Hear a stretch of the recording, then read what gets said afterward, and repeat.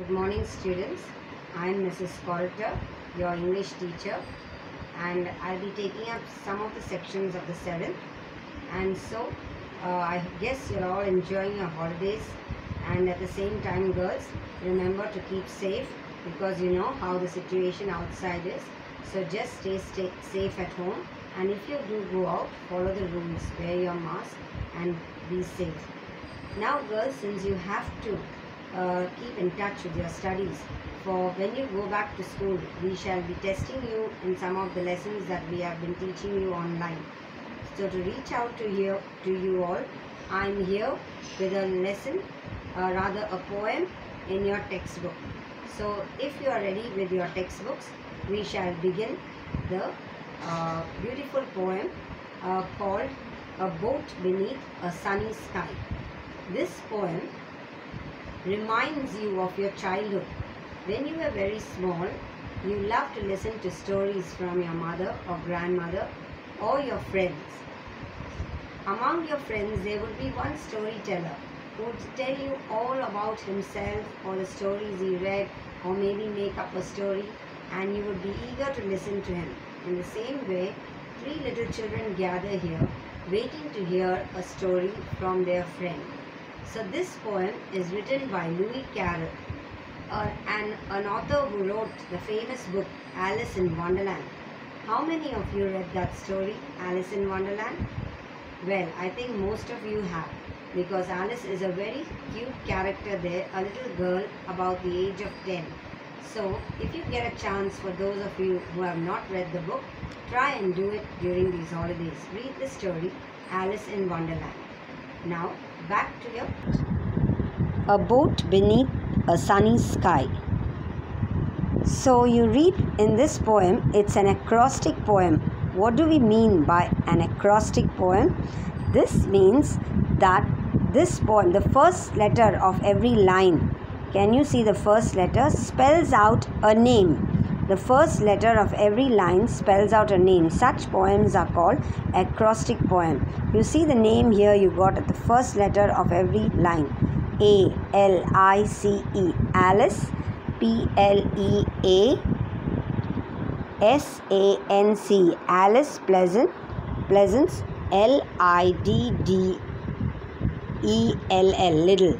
This spells the name of the girl, Alice Pleasance Little, who is the girl in the novel Alice in Wonderland, in the storybook. If you have read the storybook, her full name is Alice Pleasance Little. So, now we will read what they have written here about the poem. An acrostic poem is one in which the first letter of the lines together form a word.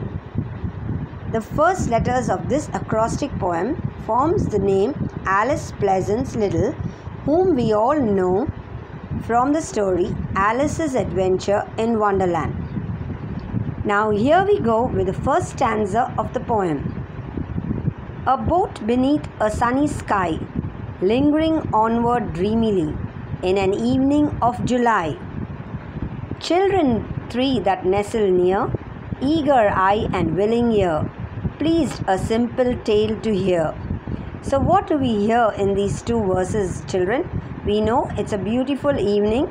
The month is July and there's a boat there. Most probably they have had a boat ride, and now the children have gathered near that little lake or water body to hear a story, a simple story. They are very eager eye and willing ear, means they are very curious and wanting to listen to hear the story that their friend has got to tell them. We'll go on to the next stanza, girls. Long has paled that sunny sky, echoes fade and memories die. Autumn frost have slain July. Still she haunts me phantom-wise, Alice moving under skies, never seen by waking eyes. So what do we know, what do we understand by these two stanzas? Now There you see time is going by here, long as pale that sunny sky. The poet is trying to tell us that days have passed, months have passed, and years have passed, but the echoes and memories still linger on in his mind. The seasons have changed from summer to autumn, and now he still remembers Alice that he used to know as a little boy. Now we go on to the third verse. Children yet the tale to hear, eager eye and willing ear, lovingly shall nestle near. In a wonderland they lie, dreaming as the days go by, dreaming as the summers die, ever drifting down the stream, lingering in the golden gleam. Life, what is it but a dream? By Lewis Carroll. So here, children, in the last 3 stanzas, you see that the children are eager to hear the story, and he's talking about how they all nestled. He's recalling his childhood days spent with his friends, and how they were willing to hear the story Alice in Wonderland. And they are dreaming, like how Alice was in a dream world in Wonderland. These children also dream of the days that go by. And now he's saying life has gone on, everything has passed, the years have gone by, and what is life is just like a dream. Things go and memories fade, but life goes on. So he compares life to a dream. He says, life, what is it but a dream? And here you have something about Lewis Carroll. Can you see the man Lewis Carroll? Yes, he was a poet. He was the author and a poet. He was born in 1832 and died in 1898.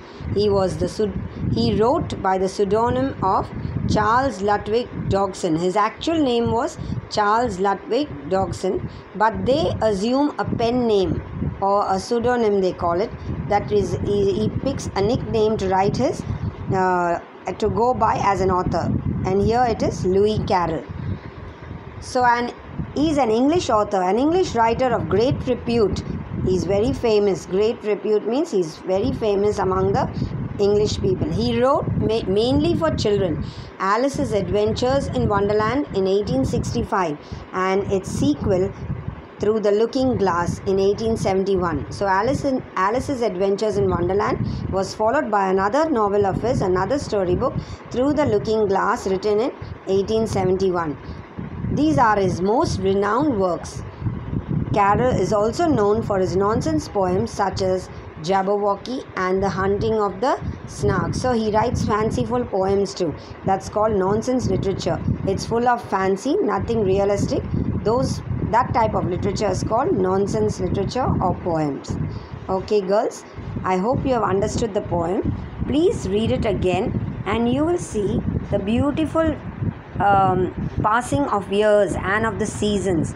So just go through the poem again and see how far you have understood the poem.